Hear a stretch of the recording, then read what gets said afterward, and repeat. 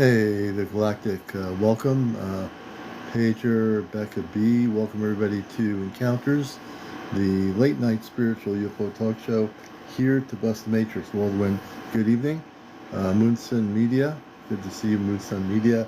Karen Stevenson, Grace, user MIT Ralph, Berto, welcome Berto. False Prophet, welcome. Julie Harrington, Joe. We're doing great. We're almost near the weekend, everybody, so that's good. Wink. Welcome, Bernie, everybody. Excuse me, coming in. VBD 1909, welcome. The Galactic Medium. Good to have you with us, Galactic Medium. Oh, it's Elena. Yeah, you're going to be on the show here. We're going to have a special guest on the show tonight, and we're really excited. So get ready. A special guest, Cosmic Cam Cam. Good to have you with us. Hey, Wink, good to see you. Bernie, good to see you. We have a special guest from overseas that'll be coming on in a few minutes here. Susan Mary, good to see you. AZ Lightning. Thank you, Music. Love, Karen, good to have you with us. Everybody out there, Cleo, good to have you with us. AZ, Cosmic Cam Cam. Thank you so much, folks, for the gifts. Thank you, Barbara Connor. Graceful Gaze 1. Hi, Commander. My other phone. Oh, hi, Sherry. Good to see you. Good to see you. Rita Lynn, good evening. Lavola, good to see you, sister. Hey, Nicole. Good to have you with us. Jordan. All the good people. Moon Dancer. Everybody coming in. Welcome. Welcome to the show. Thank you so much, Nicole. Thank you. Timmy. Hey, Timmy. Shayla. Linda Lovely, everybody, Mark Jackson, good to have you with us. RN Nurse, good to see you and thank you. Mainly 7. Susan Sunchild, good to have you with us. Teresa Soltis, Deb. Hey, Sue House. Yeah, I have all the tie-dye t-shirts. I'm always looking for new tie-dye that I feel comfortable with, and I always find them, so yeah. Ozzy, good to see you. Rocky Boy Joe Boo. Good to have you with us. Lenny Mon 2. Good to have you with us. Dee. Hey, Dee. Welcome to Encounters. Andriana. Good to have you with us. Christopher Lynn. J. Burton Gold. Jennifer Irvin. Yeah, they're a person that has had contact, galactically speaking. So just a little bit of a tease. User 930, welcome, Queen MT. Good to see you with us here. Lucas Jackson, brother, good to see you. So we're going to be in for a great show in our first hour. It's a 2-hour program. So, relax, get a seat. Tanya, 2, JW, all the good people. Hey, San Nixon, good to see you. Blessings to you. Martha, welcome. Just a good, it's a lot, there's a little bit of humidity and heat and finally hitting New England, so we're getting the hot air coming in, all the hot weather. Salty Dog, good to see you. Marissa, Palladium Warrior, let's see, Infinity U. Good to have everybody here. Good to have you here. Betty Malden, good to have you here as well. Hug away. So let us get going. We're going to bring our guest in. Please remember to tap on the screen. On the top right, you see it says 2.1, 2,100. As you tap throughout the night, you're going to bring those numbers up to 100,000. So our goal always to end the show is 100,000 likes. Please don't forget to press the follow button if you see it. David, welcome. Skywatch 360, welcome to the show. And all the good people, all the new people, Jersey for Life, good to have you with us. If you're new to the show, you'll be addicted to the show. And that I know I have people that have been addicted to the show for over 3 years. Colin, welcome to the show, Colin. Craig Gasmo, hey Craig. And Redba J, Velvet, user 700. I always like to take the short number. Drum Robot, we're doing good. Hope you are, Jersey for Life. Jeff Mandel, good to see you. Walk with Nat. Hey, Fatty Tabby, that's a good one. Hey, Velvet. Welcome, Jennifer. Welcome. Lil, thanks for joining us. Hey, 869. Good to have you with us. Leona. Jeff, welcome. Let's see. Relic. Hey, Relic. Eve for Life. So we're going to get started here. Thank you so much for your support, everybody. Lucas Jackson, sounds like machinery. Yeah, we have air conditioner on right now. I might turn that off for a little bit during the show. I think I will turn it off in a few minutes. As a matter of fact, I'll turn it off now, and then I'll turn it back on after the show. So give me a moment. We're going to turn the air conditioning off so you can hear me.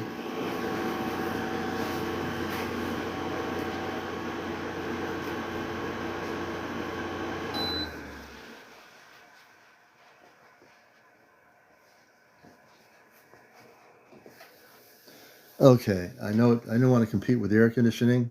I turned the air conditioning off. It's cool in here.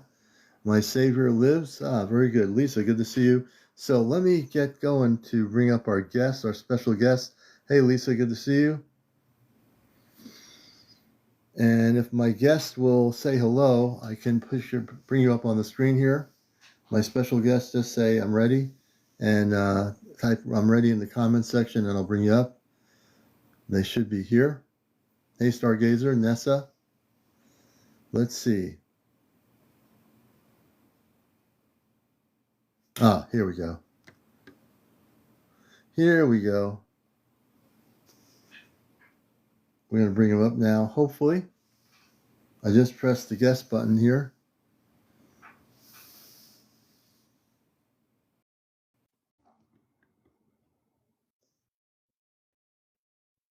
Just waiting for TikTok to get its thing together. Hey, good evening. How are you? I'm good. Thank you. Give me a second. I need to put on my earpod. Where's my video? Because I don't see it here.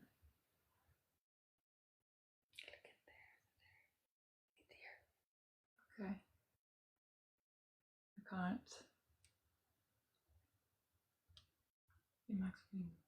Upsla. For some reason there is no video. I'm not sure why. We got it all worked out here. So there you go. I'm on the earpods now. So good evening. Okay. So for some reason my video is not working. I don't know why exactly.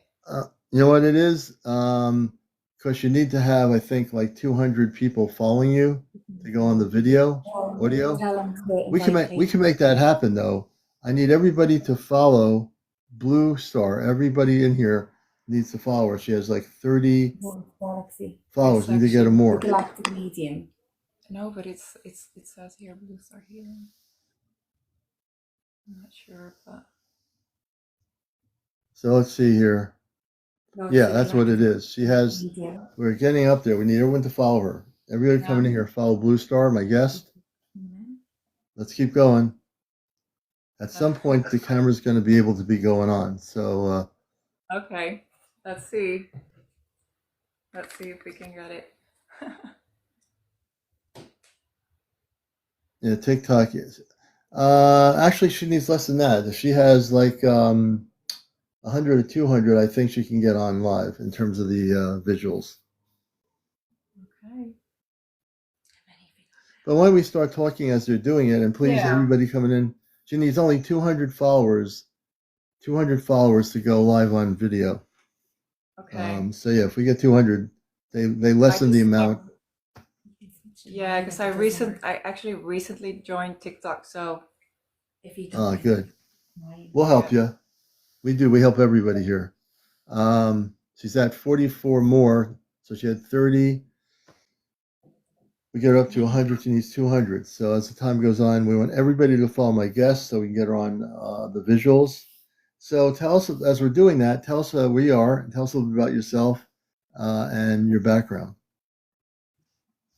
Okay, so I live in Holland, but at the moment, actually, I'm in Ireland. I'm with my friend Neve. And so I'm actually Dutch. Yeah. Okay. And my background is, well, I'm not sure if you want to have a background with like the contacts I had, or like?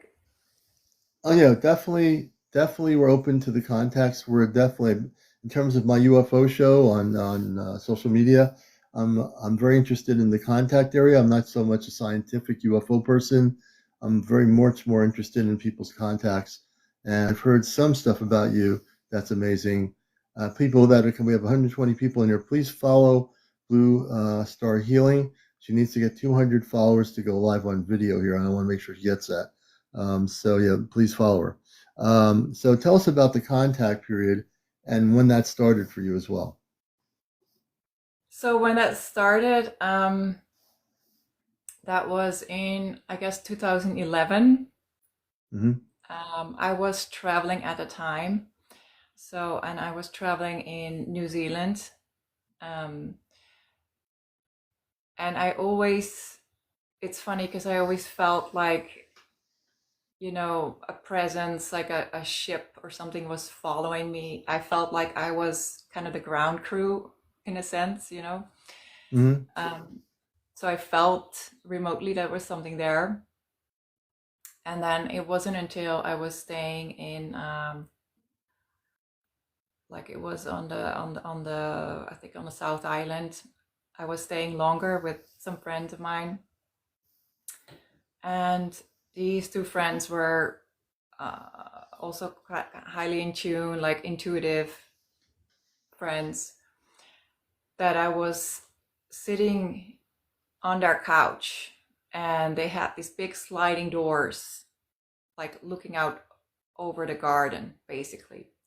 Mm. And just one night, as soon as basically it got,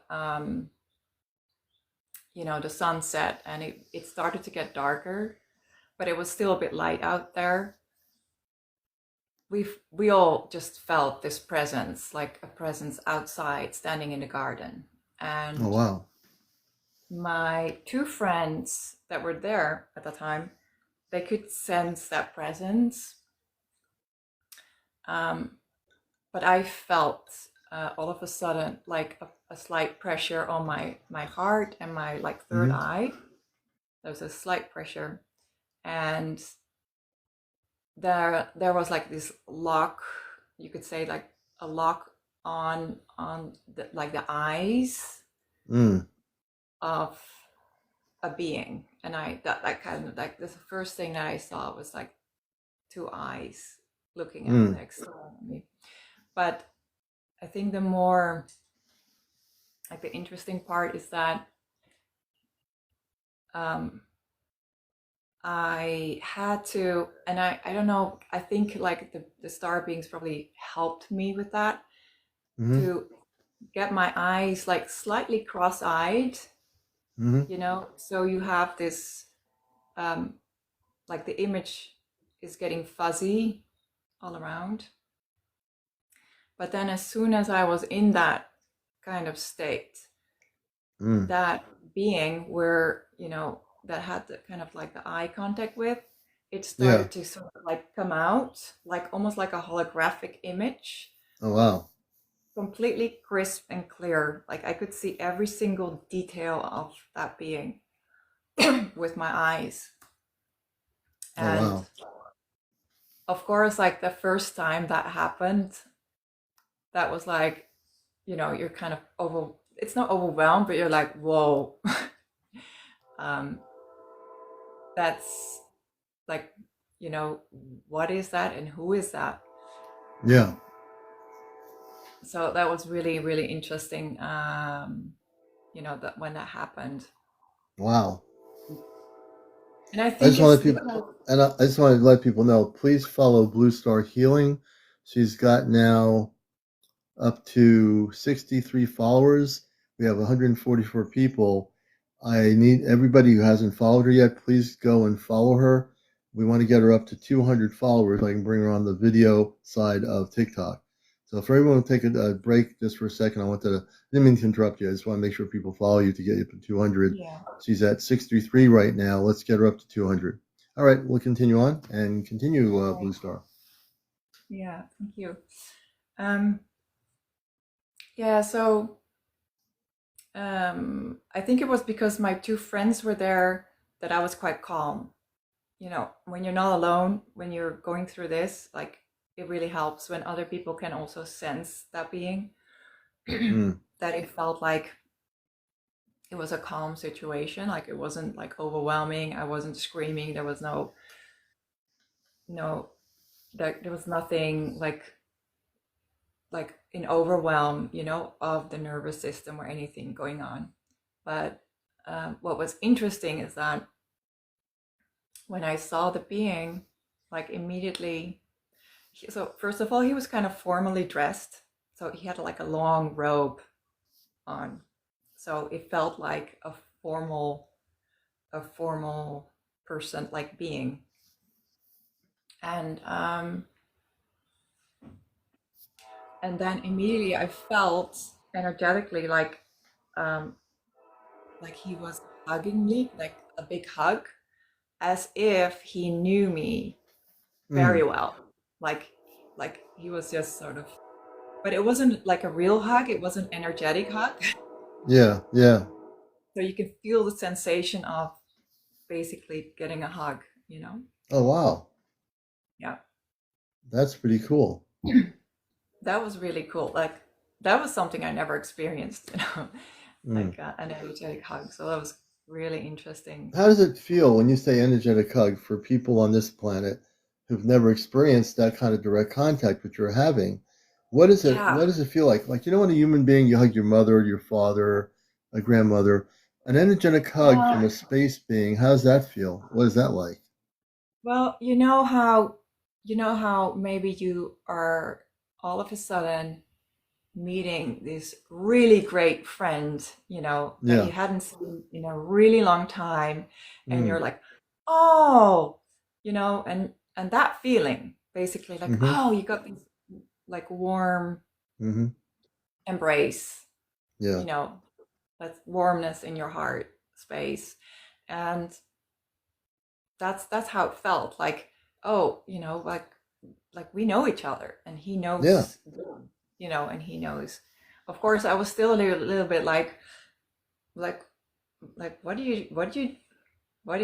why am I, what am I, who am I, or what's like, what is You're like this? trying to wonder who you are to them, or how come you're so like, Yeah. why is it me? Yeah, why is it me? Like, what do they need? Like, why do they need like this girl, like guys, Mm-hmm. Yeah. um and so that was really, of course, you're wondering about that, Mm. and I was trying to piece together kind of the pieces, like, in the following years, uh, which was like a big journey, But it was interesting because that journey throughout New Zealand in 2011, it brought me to more things. For Mm. instance, um, I I was really guided, to certain places, like random places. For instance, I ended up going to Wellington, and I needed to go to the botanical gardens within Mm-hmm. Wellington, and there was this, Mm-hmm. in the botanical gardens is a, what do you call, like, I don't know, like a building where Mm-hmm. they can see the stars from. I don't know, how do you call that? Botanical gardens, a building, a planetarium. It's like a planetarium, yeah, like a planetarium, where they were Mm-hmm. showing different, movies and Mm-hmm. documentaries about space. And I was guided to go into one and to see one specifically. Mm. And then when I saw it, um, there was, one part that was specifically about Andromeda and Oh, Andromedans, right? Yes. the Andromedans. And Yeah. so, that was sort of the pieces of the puzzle that I could connect together later on. That was part of the ship was, I'm on. And, um, the information that came through the planetarium, that I didn't know, was that, Andromeda is moving with 100 kilometers per hour towards our Mm-hmm. solar system. So I think that was already part of, the information that I needed to know,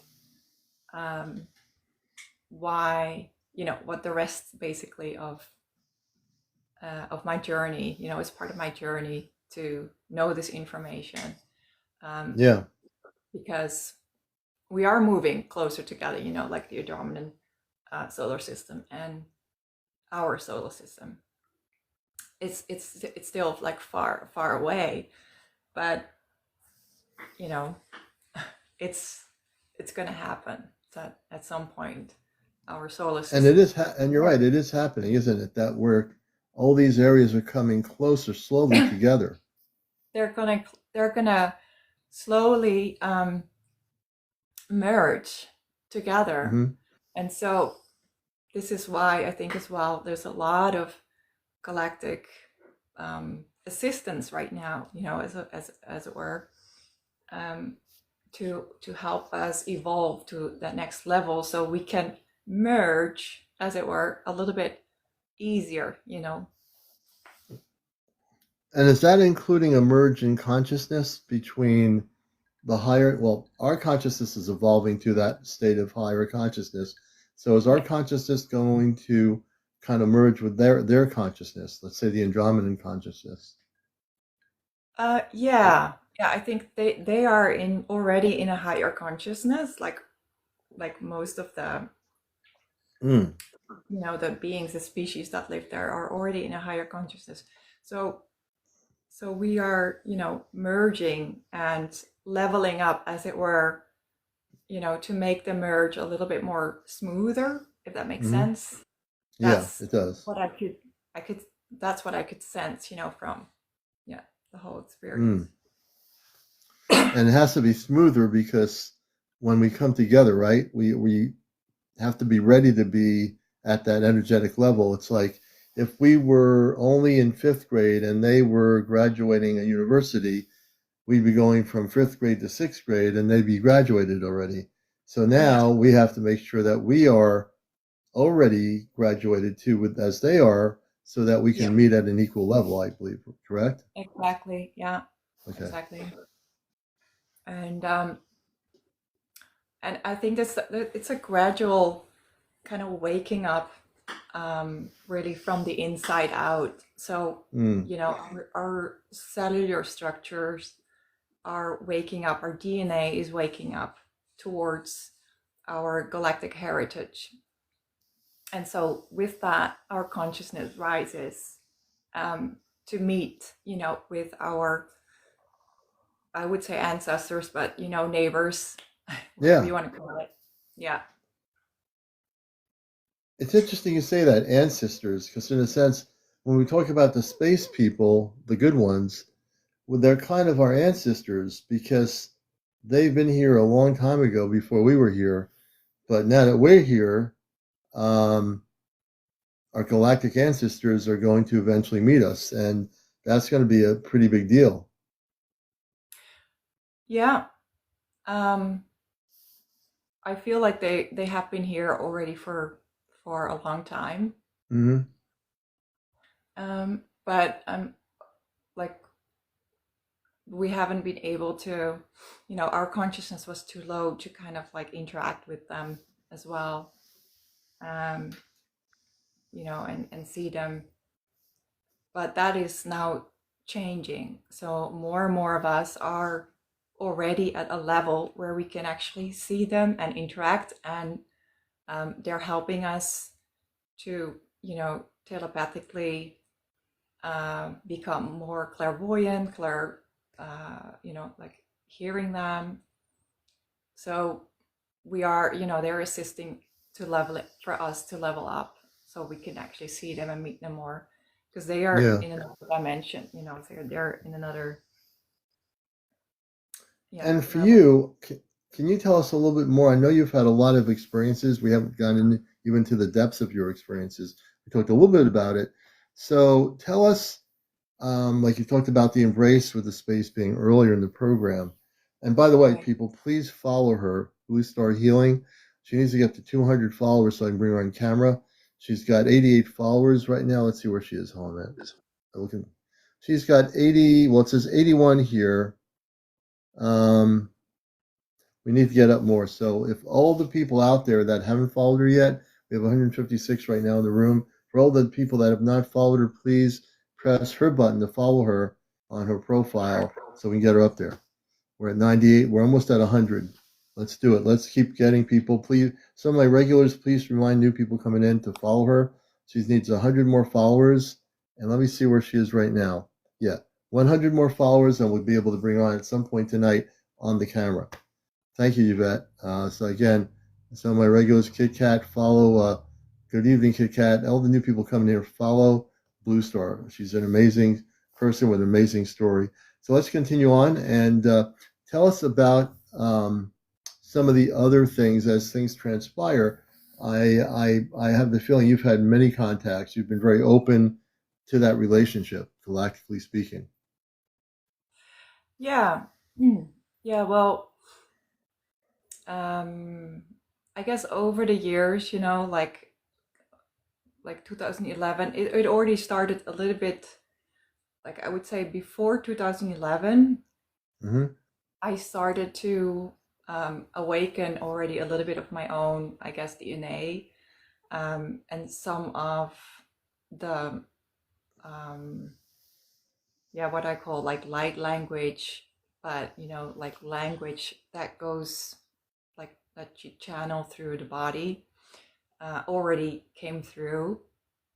And as the year sort of progressed after 2011, I started to kind of interact with other parts of myself that are galactic.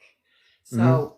for instance, there was a timeline where the avians would come up, and there was a big, like a wounding, around that theme with the avians that I needed to heal first.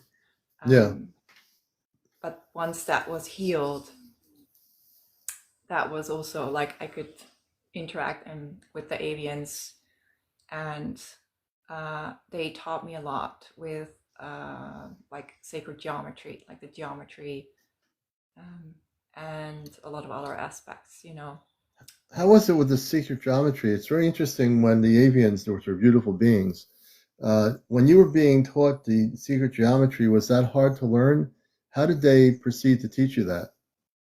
Um, the basics, they start with very like simple kind of shapes, like the spiral, the triangle, the kind of the platonic solids, the simple ones first, but in a way that you could feel in depth what it represents, like the energetics of it, basically. And I could feel it in my body, like what it was doing. So, it's like And when you, they're just giving little pieces, little building blocks to chew on, oh, okay, so then they're not like throwing it all at you at once, so you're like getting discombobulated and don't understand it, correct? Yeah. No. That's It's good. little by little. Yeah. Hmm. Secret geometry, and then as you go on to secret geometry, and I'm sure you're still learning, and they're still, as they communicate with you, you're still learning everything out there. Yeah. Yeah, so right now, as you're learning the secret geometry, they're trying to give you they're not trying to like throw it all at you from that level of consciousness. I think it would be overwhelming to you, would it not? Yeah. Yeah. That would be overwhelming. It's more like they're giving like little pieces, Mm-hmm. Yeah, in there. yeah. And I'd then, rather get it in little pieces. Yeah. but it's to a certain like timeline where I was interacting more with them, and then like another star race would come in that was also like a part of me, Mm-hmm. um, and then I would interact with those, like that like my Lyran part, for instance, that would come in. Really? So this is interesting. So the space people, and we as human beings, when we talk about this, we're saying, how could this happen? How is this possible for a person to do this? We just have to throw ourselves out of the 3D mindset in that type of a question and say, well, it's happening to this person. You're able to interconnect with other intergalactic civilizations. So now the Lyrans, let's say, come to you, and that's a physical interaction with them. So it seems like each race of star beings you're connecting with are trying to teach you something about something, correct? Yeah, but exactly. But what is interesting that it's more that I'm picking up pieces of myself, like I'm reactivating pieces of myself. So I'm integrating parts of my like soul, Mm.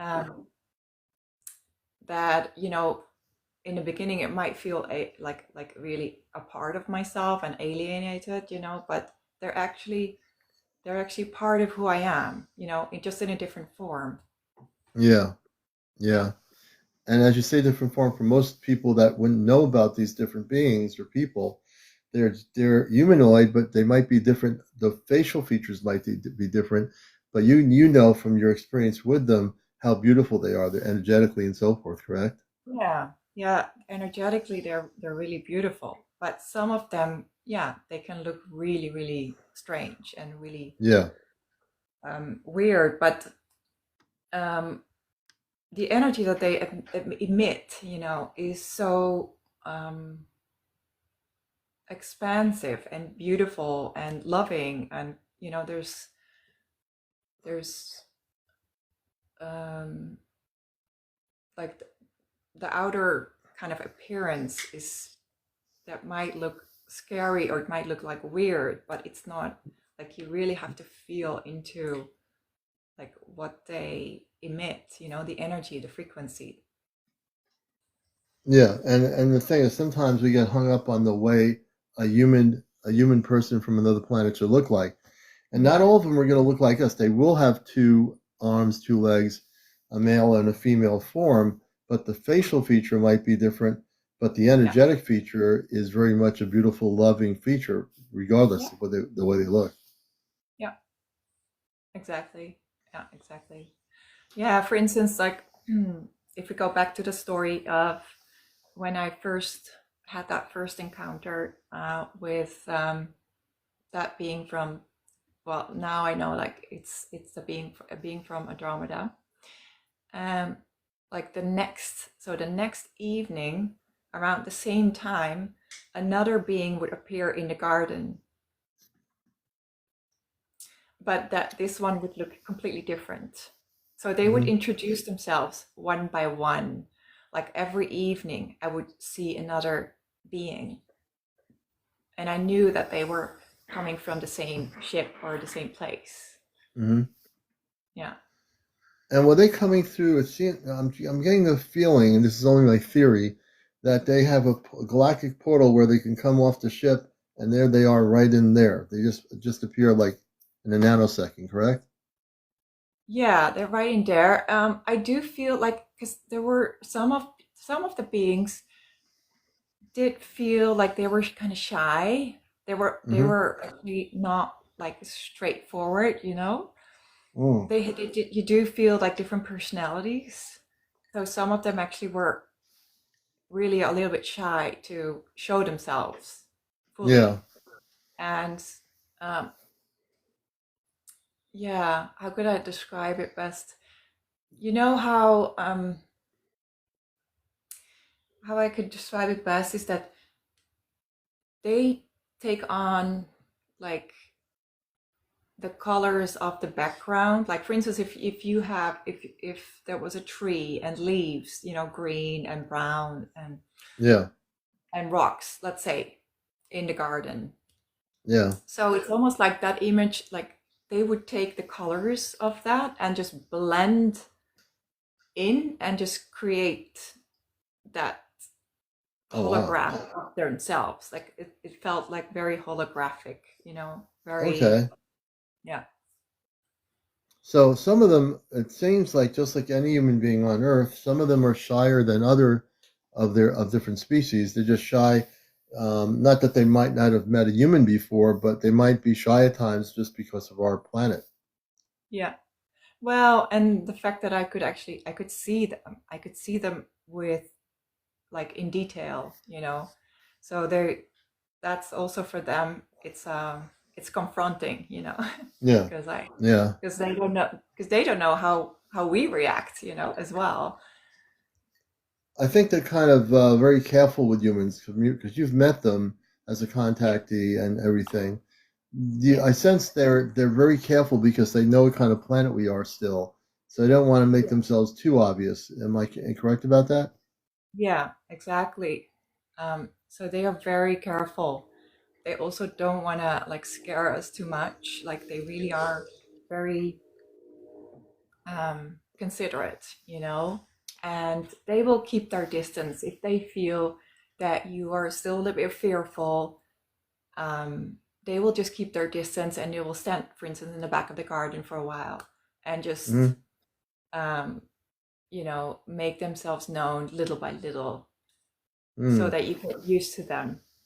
But it really depends on, yeah, how far along are you? mm. Um, And have they felt some of the intergalactic space beings that you've met? Have they ever taken you or offered to take you on their spaceship at all, or no? well, not consciously. Like Okay, I felt I was going in the you know my nighttime or dream space that I've been on board of ships. Yes. yeah. And the dream state is a valid reality to be taken off planet to a spaceship. People think that when we have dreams at night, I always say there's two types of dreams: the cosmic dream, which is a reality, and the non-cosmic dream, which is just a bunch of balloons flying in the air or something. Uh-huh. Now, when you have these dreams, you know that you're physically there, correct? Yeah. So for Yeah. me, it feels more like you know that time in between awake and sleep. Hmm. Like that's where I have the most sort of memory, where I kind of consciously can see that my um, energy is on a ship, you know, that I could sort of almost look around like Yeah. 360 and then I could see kind of the ship and the different beings that were on there. Oh, wow. And they were busy with something, you know, they were kind of like Yeah. organizing something. So even though you're there, the space people are not stopping and saying, "Here she is." They're going about doing whatever they're doing on their ship. Yeah. But I I mean, do they feel are like paying attention to you, but the others are doing something else, correct? yeah. Yeah. Okay. That makes perfect sense. Yeah. You know. So how many different ET races have you actually met so far? Oh, um I've never counted them actually. Yeah. Um,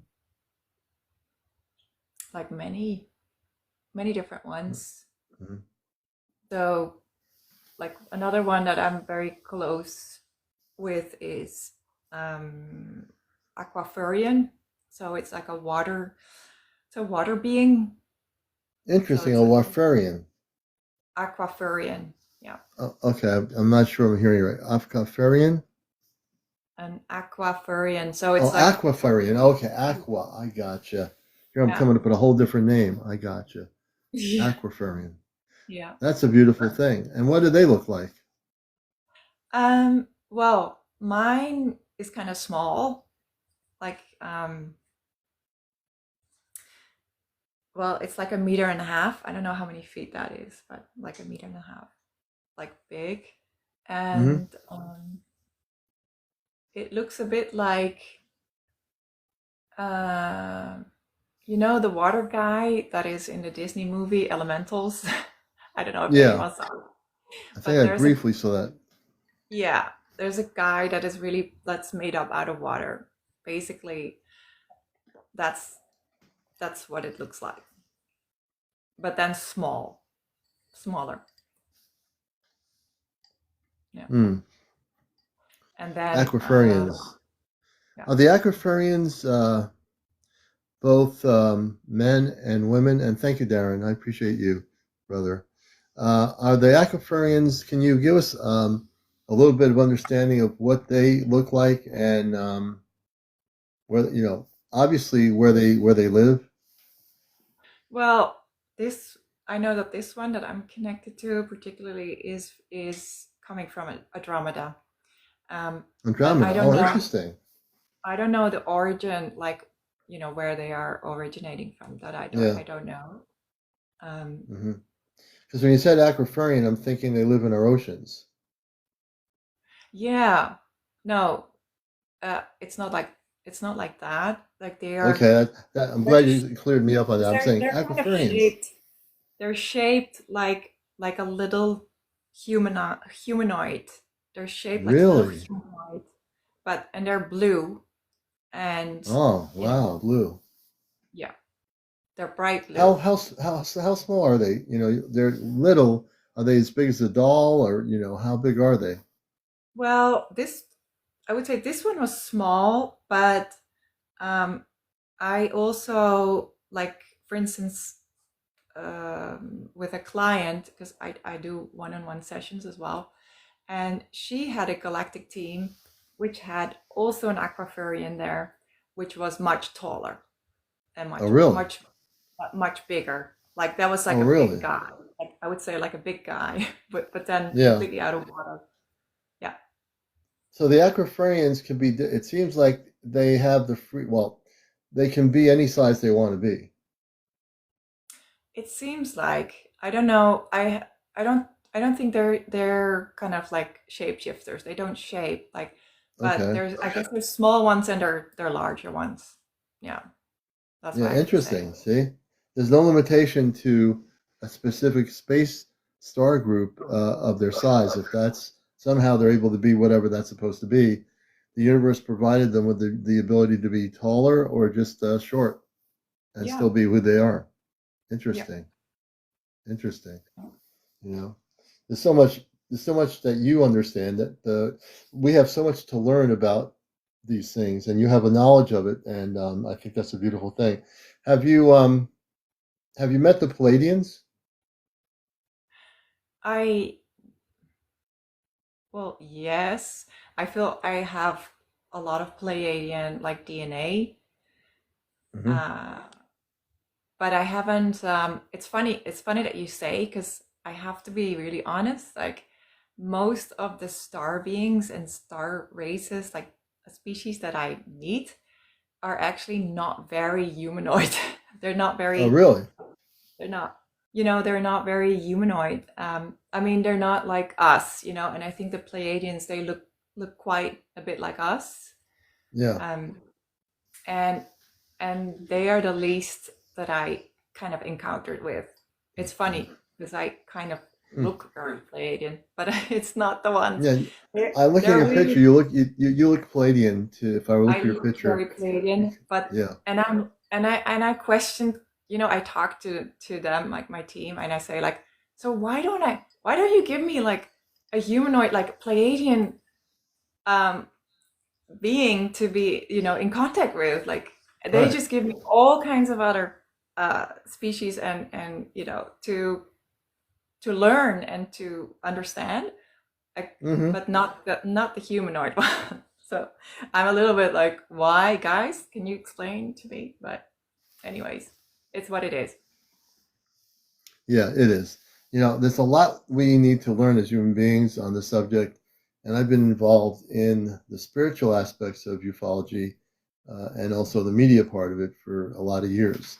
So when I look at these things and I listen, and one has to really look at this as a human being. If we don't look at things with an open consciousness and we believe what we believe, how are we going to learn anything about the universe if we're willing to only accept what we know and not learn from other people? And I think the beauty of this is that we learn from each other. And as I'm sitting here with everybody else, we're all learning something from this interview regarding this. And, we always hope that, well, for me, it's always like, okay, they're all going to look like us. But that's not true because I've learned over time that Lyrians and other beings have different, they're human in shape, but their heads might be different than ours. They might be elongated. They might Right. have, the men and women might have different color skin.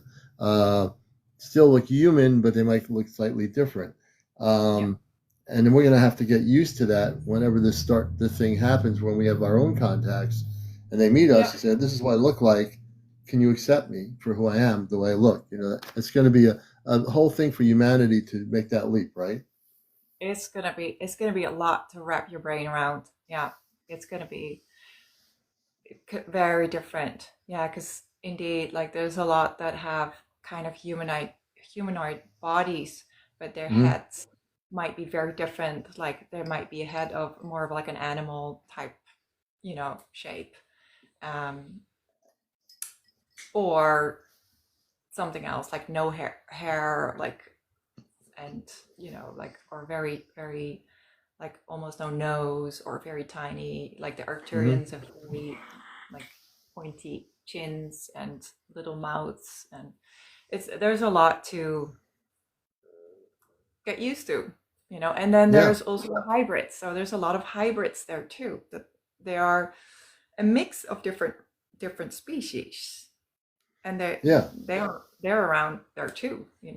Oh, I was going to mention, Judith mentioned, hey, Judith, thanks for saying that. Blue avians. Have you met the blue avians in your interactions? Yeah. So I have um what I would call like one of my very good friends is a blue avian, and he has like the beak of like a big like an ibis bird, like Hmm. really long Right. ibis, and he's really tall, and he's got blue feathers, like it's really bright, like blue, like very blue, Mm. and yeah, I always feel him like like a guide of some sort. He's really Hmm. close. That's what I feel. And when you say the guide is really close, like the blue avian, does that mean close in, necessarily right in your room, but close, connected on a frequency with you to communicate with you when needed? Yeah, yeah, that's Okay. frequency. The way I kind of know that he's around is that I would see like this blue kind of these blue little sparks, like around in my room, and I would see like these blue sparks, and then I would know, okay, that's the blue avian, that's my friend that wants to contact or wants to say something. And are some of the space beings that you've been in contact with galactically, as you are, I probably understand, telepathic, you can communicate with them. Um, are they excited for the prospects of meeting of the general public on Earth? Are they? Do they? Any of them disagree with coming to Earth in terms of for a direct contact, or did some? Is there mixed emotions about us? They are super excited. They are so excited about, and you know yeah, that's why I can say they're really really excited. There's a lot of excitement around the contact with humans, and Hmm. because essentially, yeah, essentially we're family, so it's kind of like joining with your larger extended family again. Hmm. So again, like you could say like, oh, um, this very, very old friend, Yeah. that you knew way back when, and you're going to reunite with that friend. So they have that excitement about, like that's going to happen at some point. Hmm. Um, One, I think a good point is, Loretta believes, says, she's asking, why wait then? Is there a reason? And this is always a question that people have, on the program, and I'm sure all over the world, who are involved in the subject. Is there a reason why they're waiting? Is there a specific reason that they have to wait for mass contact with human beings? Well, um, they're already contacting people. but it's on a more kind of personal level Yeah. right now. And that's because they are contacting the people that are most open and, most ready. And they are working also in the nighttime. They're working on other people to open up their abilities for telepathic communication or interdimensional vision, all those things, So I would say it's like little by little for now, and a mass contact would be too overwhelming for too many people right now at this Yeah. point. So. And Leslie in our audience, my friend Leslie, says, how are they contacting individual people? Have they told you how they do that? Because we have billions of people on Earth. Now, obviously, not all the billions are being contacted, maybe in the millions. How do they contact? How do they know who to contact? Well, they know you. They know your frequency, So they know that you have, your part of your soul purpose and assistance right now on Earth is to join in with your galactic family.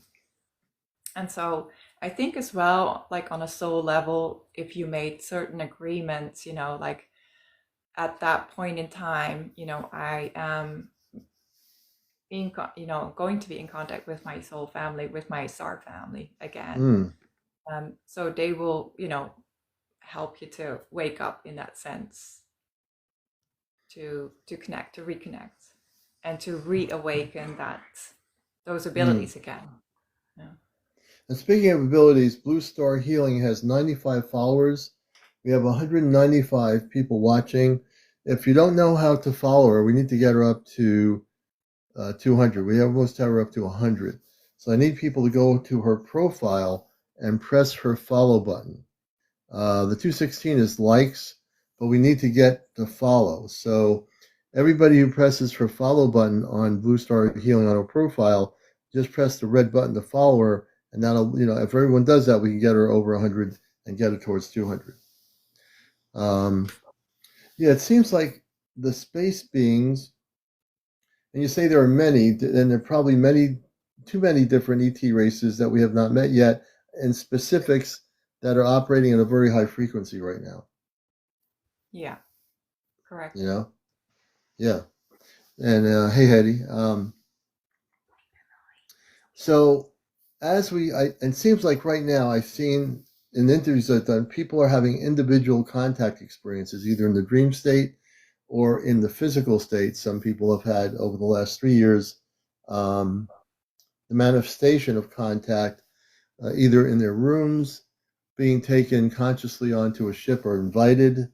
A lot of stuff seems to be going on and increasing right now. Do you foresee, have the space people you're in touch with, which is kind of a rainbow of many different intergalactic races, have they told you that they're individually working with human beings on the planet? Well, this is what I notice also with my clients. So this is like part of what I do is I have like one-on-one sessions with people that are experiencing a lot of like their maybe some presence around them, or some kind of galactic experience that they cannot explain. So in the sessions, they kind of explain to me like what's happening to them, and then so what I see, within that is that a lot of people, and I have to say, every encounter is very unique to the person. Like there's not one that is the same. There's not a formula like, oh, this is what they're going to do. Right.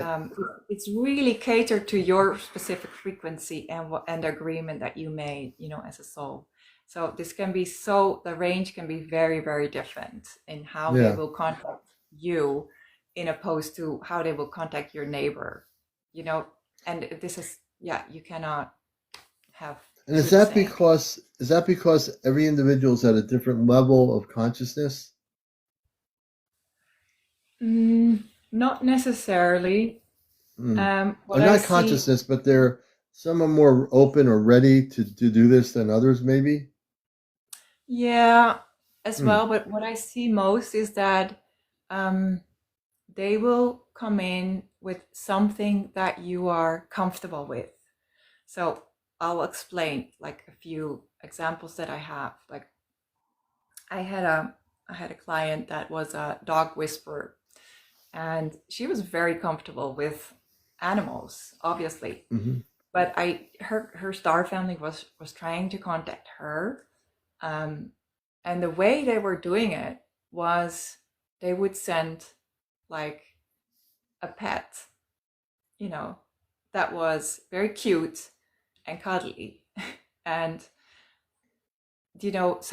so she could sort of slowly get used to the idea of like this other uh like kind of species, but Mm. in a very gentle way. Do you understand? And Yeah. so another person could be like for instance like my friend Neve. um she works with children, and so the first thing that comes in her encounter is the little children, like the species, like the little star beings that are Yeah. small. They're smaller and they're not so overwhelming. They're cute, you know. So they really feel what you can handle. You know, they know kind of what you're about. Um, and then so they don't want to overwhelm you. They don't want to scare you. You understand? So they Yeah. really build up very slowly. So it's a beautiful thing because it's a gradual understanding of each other as they're getting to know you from outer space. You're now getting to learn about them, and once they get to be friends with you, there's an energetic agreement, I think, between each person that has a contact with a star person. That star person's there dedicated to helping you learn more about what Exactly. you're here for, Yeah, exactly. That's exactly right? how it is. And it's very unique. It's very uniquely catered to each person. Mm. Do they read? You're watching Encounters, folks. My name is CmdrAleon.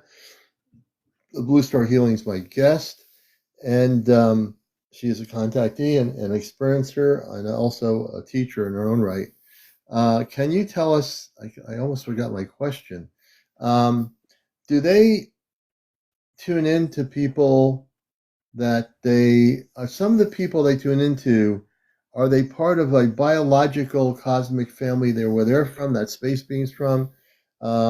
So, for example, I've had people say, "Well, I've been contacted by the Palladians, and they tell me I'm part of their family, and they told me things about me before I came here."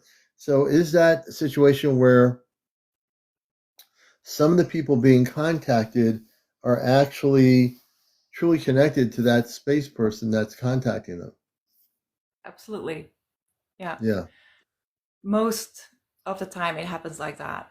Like your galactic family that you're part of will contact you. right. And they'll never give you a specific date because where they come from in space, there isn't any time to deal with. There's no time in there. Like right now, I can say it's 12 midnight and we're at 59,000 followers, but we need to get to 100,000 next hour. But yeah, I can say that. But to achieve that connection, I have to make it happen, right? Right.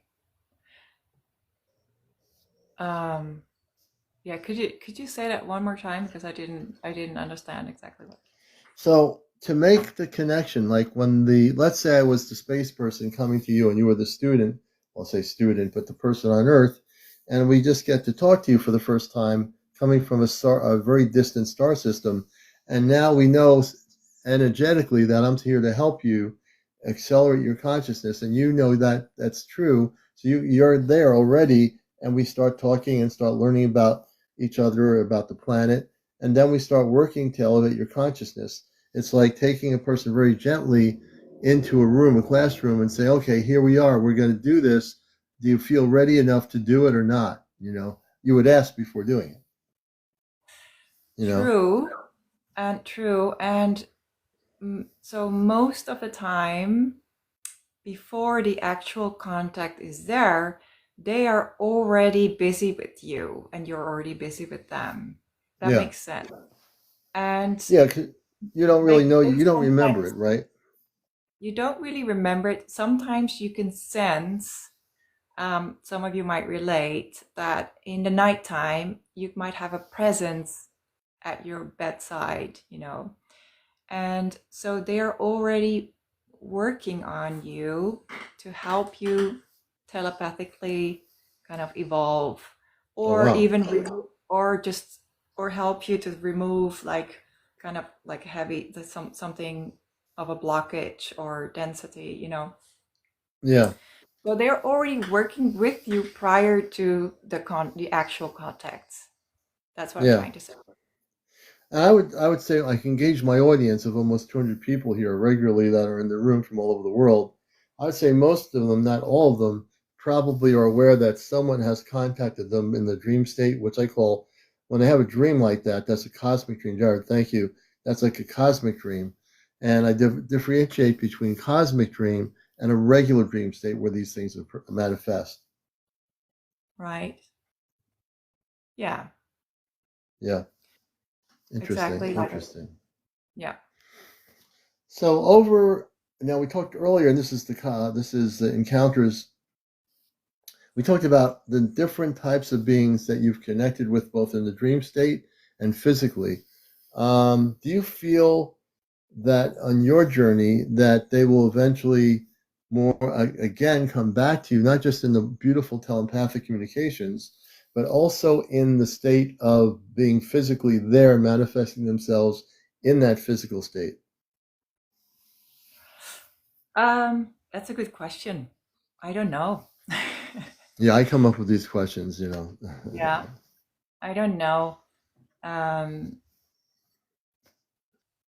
It's an interesting one. Yeah, I guess maybe.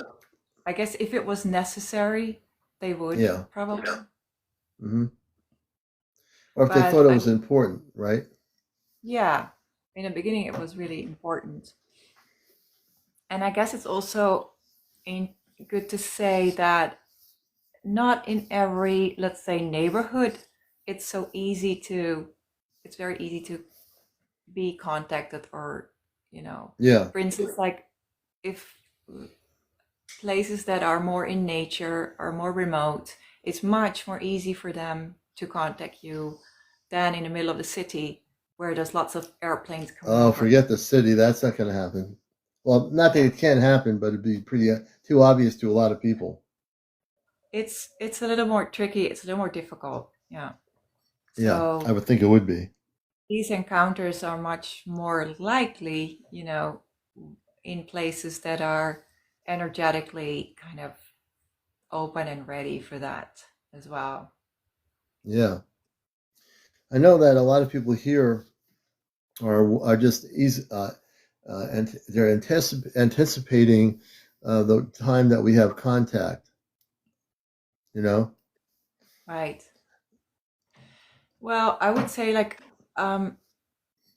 notice already like how much they are working with you, because they are getting you ready, and there's preparation involved in that. And I would say also, like, sometimes if you feel guided to travel somewhere, a place that has maybe more nature around, they might be guiding you to a place where they could actually make contact with you. Oh, wow.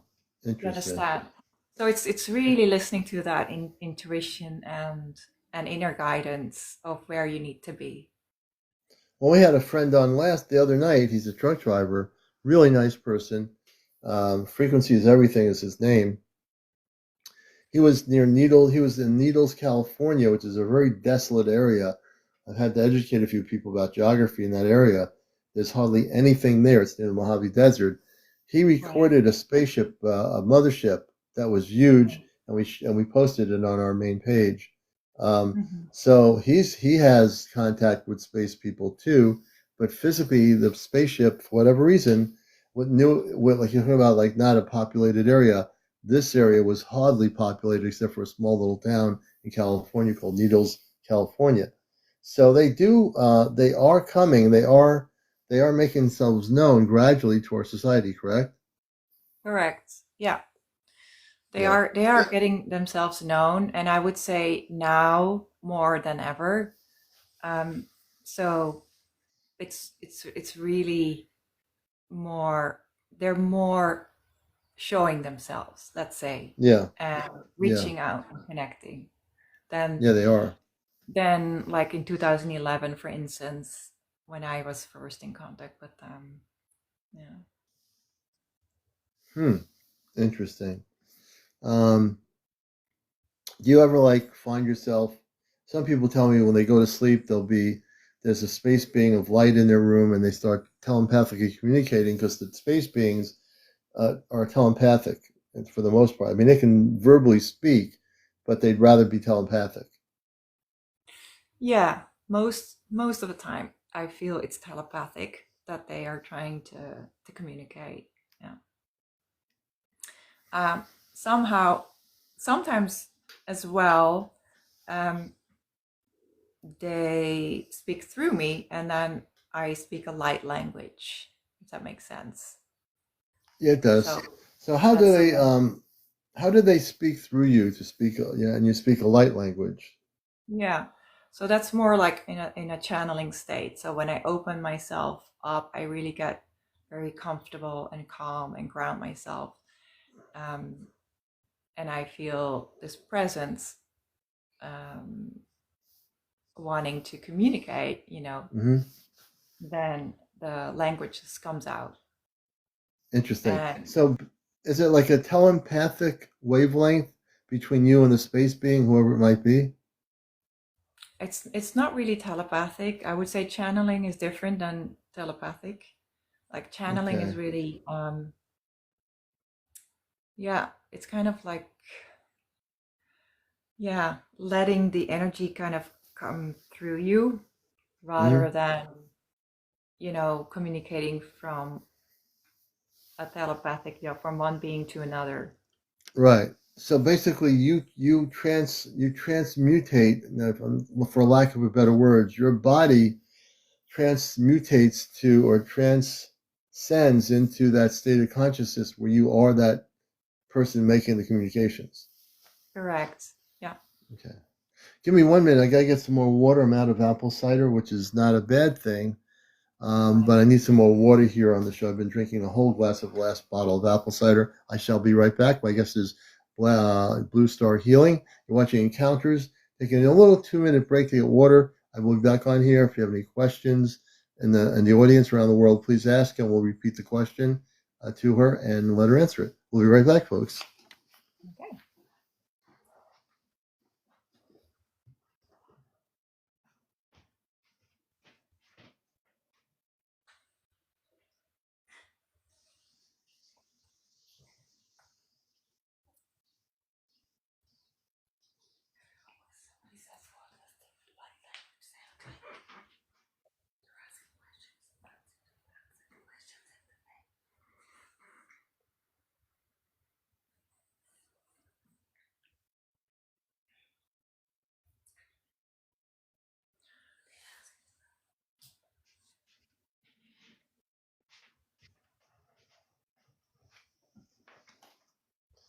Okay.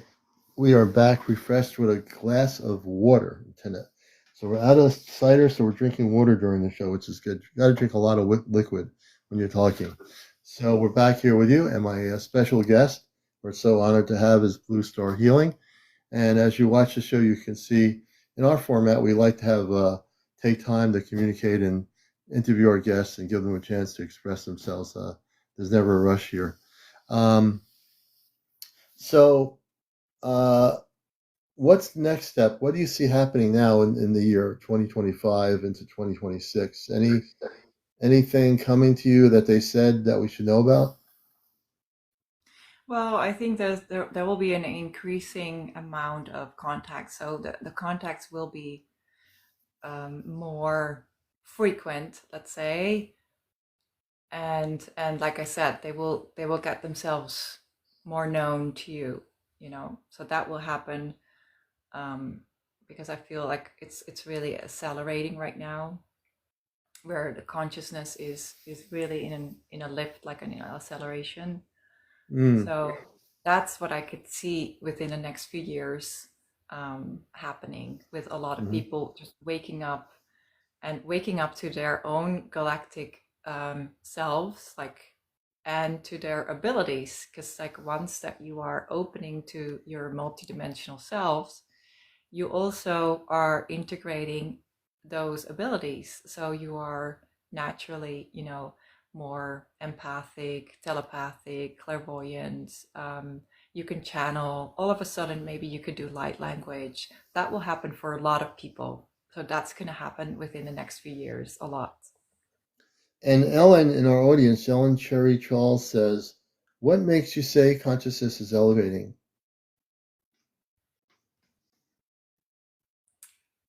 Well, it's expansive. So it's I guess it's just like you will have like a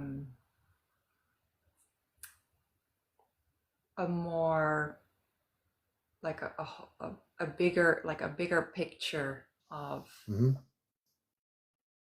the story, let's say. But I also feel it's more in depth, you know, empathically, like the amount of love that you feel and connection is also deepening, you know. um so it's, yeah, it's, I could say Yeah. expansive is maybe the right word for it, but Wink is asking you, Wink says, can you ask her more about the language of light? So I'm sure some people do want to thank you, Wink, for the question. Can you tell us about the language of light for people okay. that don't know what that is? Well, there's, first of all, there's many different kinds of light language. So there is the, I call it like the hand sign language. So your hands all of a sudden might move and make all kinds of signs, signals, like movements, Hmm. um, out of the blue. And for me, it started happening like a long time ago. That was one of the first kind of languages, I guess, that came through. Mm. And every time now that I do like a movement, like running or dancing, that will come naturally to me. Like that will be activated by movement. Yeah. And And that then, makes perfect sense. Go ahead. yeah. And then the spoken light language, well, there's many different kinds of languages. Some that sound like a clicking sound, and others that are more like tones, like Yeah. high tones and lower tones, and others that feel more like a language, you know, with different Hmm. vowels. But um, so I can tell you there's many. when I get downloads, Boostar, for me, I think some of the people in the audience get that too. For me, I get tones, like not all the time. I get these, I'll be all hearing like a ooh, it gets louder. Next thing you know, it fades out like it went down or something. Yeah, Um, would be part of that whole thing of being downloaded information. right. Yeah. And actually, you know, it's actually what they're doing, or what you're doing is you're realigning yourself. So Yeah. you're actually, because you can feel it in your body that you're realigning your body, you're attuning your body to that higher kind of frequency, that more expansive frequency. Yeah. So it's, in a way, it's a tool, you know. That's how I see it. Like light language is a tool, to heal, to help realign, to help readjust yourself. Um, but also to reawaken. And sometimes even like it's deeply emotional to hear that language again, because your soul recognizes it from such a deep level that it brings tears. So it has so many different functions to speak the light language. Mm-hmm. And Are you able yeah. to, Lavola is saying, can you interpret the language when you speak it? Yeah, well, I would say not completely, but I always ask for like a translation in my head while I'm speaking it. I'm asking for a translation. So Translation, yeah. I will get the general theme of what is happening, but not the exact, because it's right. often So you cannot make it in words as well. You cannot do exactly, because it's a frequency. Yeah. So your consciousness now, since you've had this happen to you and the contact's happening to you, your consciousness has been able to slowly translate these things so they can be transcribable to, let's say, a person or people talking to you in person or in a group or here on my broadcast. It can be interpreted. You know how to interpret it now. You're still learning, but you're able to do all those things. Right. Yeah. Yeah. So it's, I mean, really, you learn as you go, because there's Yeah. not really an academy that you can go to and you join. You have to Right. really learn as you go. And Yep. I mean, your team, your galactic team, is helping and assisting you. So you will get this little mini training sometimes, and they will give you little tests, or they will so you will start speaking light language all of a sudden, or you will find a course where you could do this, because there's many people now that speak light language. Actually, it's really getting out Yeah, there. I would suppose there's many more. Some of the people on TikTok, there's some I see, I just go and sit back in the background watching them speak light language. There's a few of them out there. Yeah, it's a few. And some of the light language can really speak to you, and some cannot at all. At all. They won't speak to you at all. And again, that's also very personal. That is depending on what galactic families you're related to, what is speaking to you on a soul level. Yeah, absolutely. Absolutely. Well, there's so much to take in here. You've been a wonderful guest for the an hour and almost 20 minutes. I wanted to make sure we had a lot of time to have people ask their questions. So I want to thank you for taking your time here, for being here. Let's see how many followers you have now. Hopefully more. You now have 106 followers. So as time goes on, next few days, whenever you are using TikTok, you'll probably get more followers, and then the next time you're here, we'll be able to put you on the screen. Yay! That'll be fun. It will be. It will be. You've been a fun guest, and we appreciate you so much for coming on the show here. Um, we take what we do here with a lot of joy. Seriousness is a whole interpretation, but Blue Star Healing, thank you for being here, everybody. Thank you. Thank you for Everybody, having me. and everybody follow her too. So if you want to follow her, go to the profile. She's at 111 followers. All right. Thank you so much for being here. Thank you so much. Okay. Blessings to you. Let me bring you down. Yeah. Okay, folks. So we are here on Encounters, the late night spiritual UFO talk show. That was Blue Star Healing. Please follow her, even though she's not on the show right now. So I appreciate that.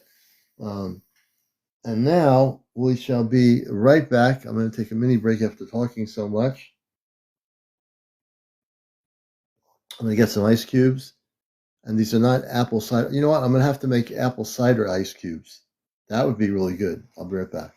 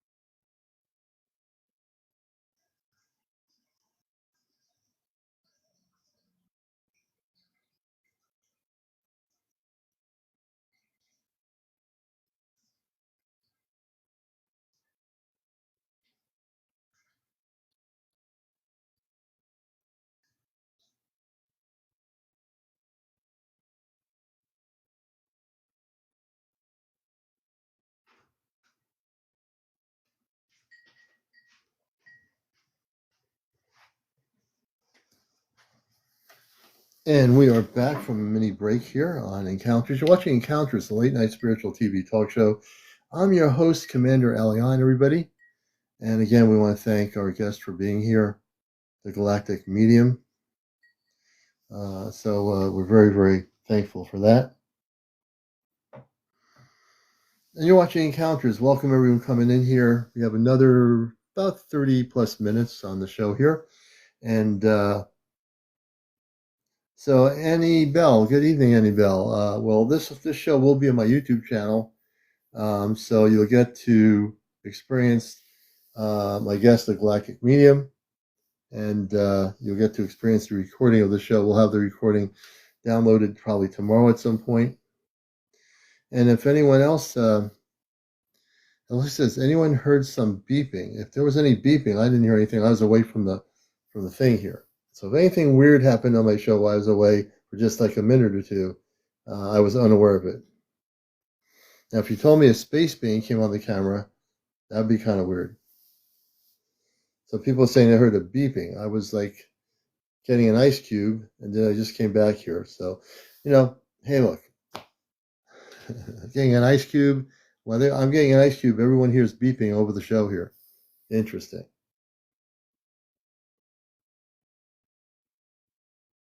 Yeah. Hey, Rogue, it turns into slush. Yes. Oh, thank you, Palladian. Thank you. So some people are hearing beeping. I hear absolutely nothing with my earpods on here. And I'm not hearing anything here, but it's all good. So, so as we continue on the show here, we're going to take a little thing going into the UFO news area. One of the things I'm also concerned with, which just happened, and again, this has nothing to do with the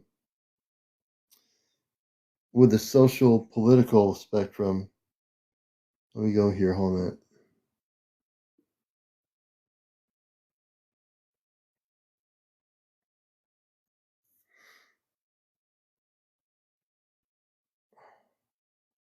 Now, again, there supposedly was another, there was another sighting, June 10th, of a silver sphere UAP sighting in Yumbo, Colombia. Now, get this.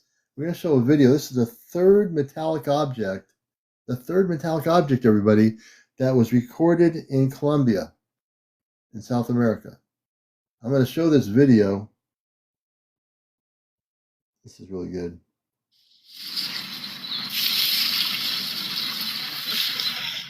This is really wild, man. I'm going to show it to you.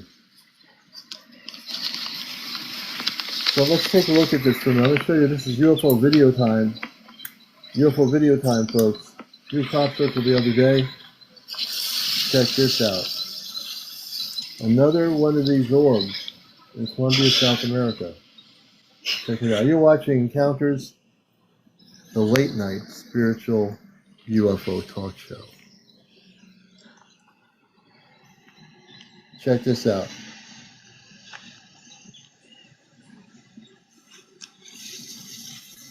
Great footage.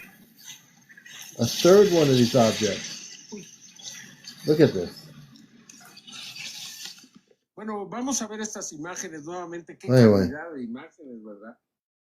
So that's Colombia, South America. Yep. That's the latest orb, metallic orb with the encounters.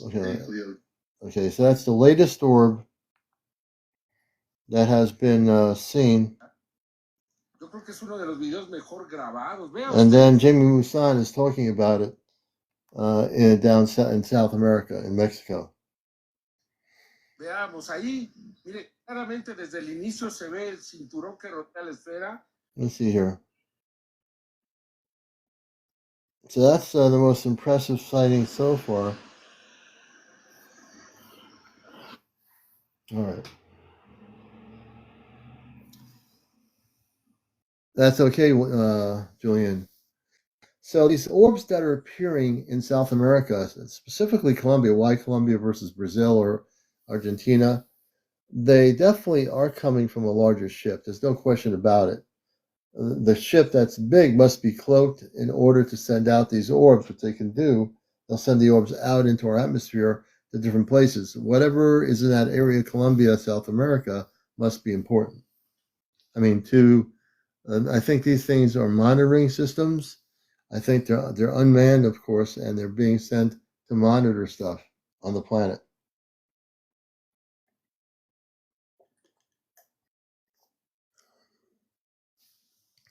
Miss Ruth, I understand. You know, hopefully the weekend will be more relaxing. Well, we're coming up to about 12:30 in the evening.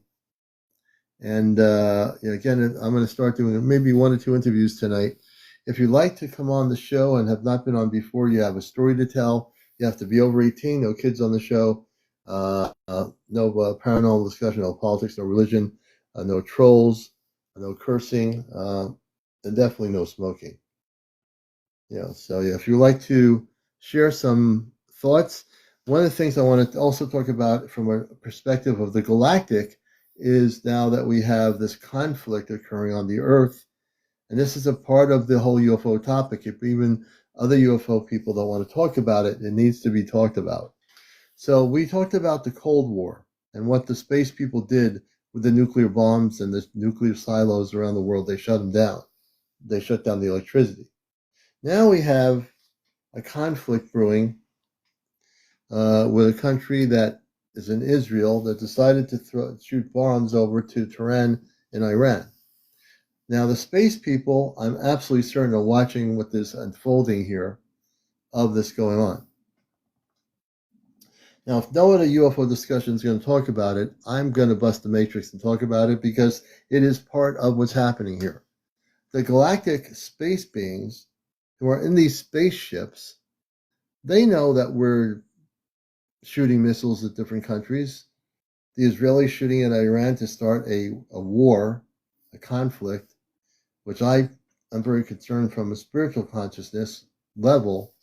I think that the space people are concerned about us.